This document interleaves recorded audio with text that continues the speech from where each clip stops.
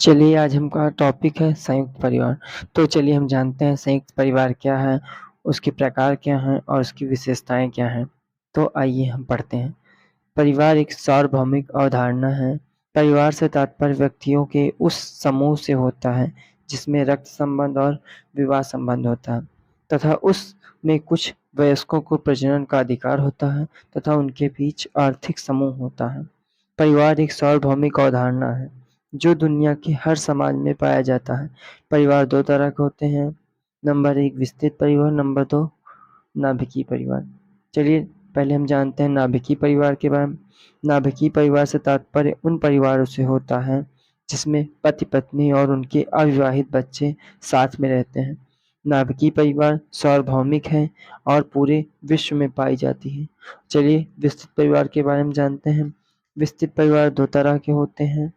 Number 1 बहुविवाह, number 2 पीढ़ी की गहराई।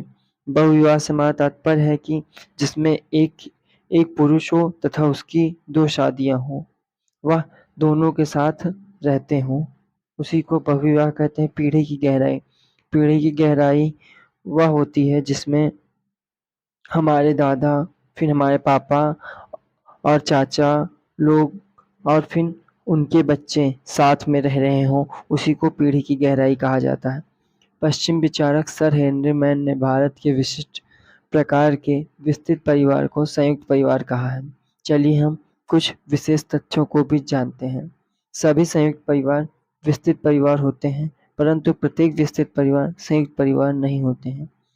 चलिए संयुक्त परिवार की विशेषताओं को जानते हैं। पीढ़ियों की गहराई, समान रसोई, समान निवास, अविभाजित संपत्ति।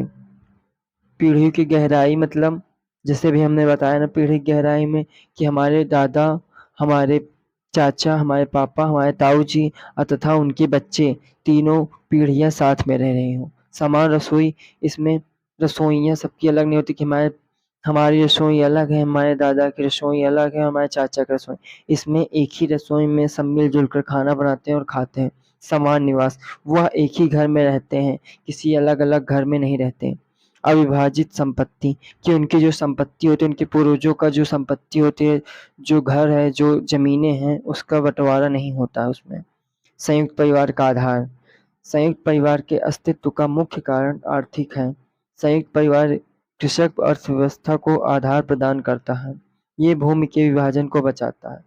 कृषि में श्रमिकों की आपूर्ति को सुनिश्चित करता है तथा साथ ही घर में रहने वाले खर्चों को कम करता है। इसके अतिरिक्त संयुक्त परिवार के अस्तित्व का गैर आर्थिक कारण भी जिम्मेदार है, जैसे राजनैतिक शक्तियाँ, सांस्कृतिक गतिविधियाँ, धार्मिक गतिविधियाँ। संयुक्त परिवार का आर्थिक आधार गैर आर्थिक आधार से अधिक महत्वपूर्ण है।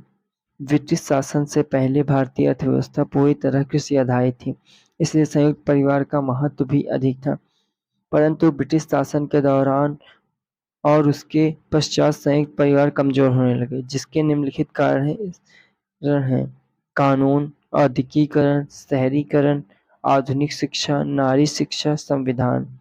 1990 के बाद संयुक्त परिवार की संख्या में लगातार कमजोरी आई, क्योंकि वैकल्पिक अर्थव्यवस्था के आने से कृषक अर्थव्यवस्था लगातार कमजोर हो रही है, जिसके कारण संयुक्त परिवार के स्थान पर नाभिकीय परिवार बढ़ रहे हैं और संयुक्त परिवार कमजोर हो रहा है।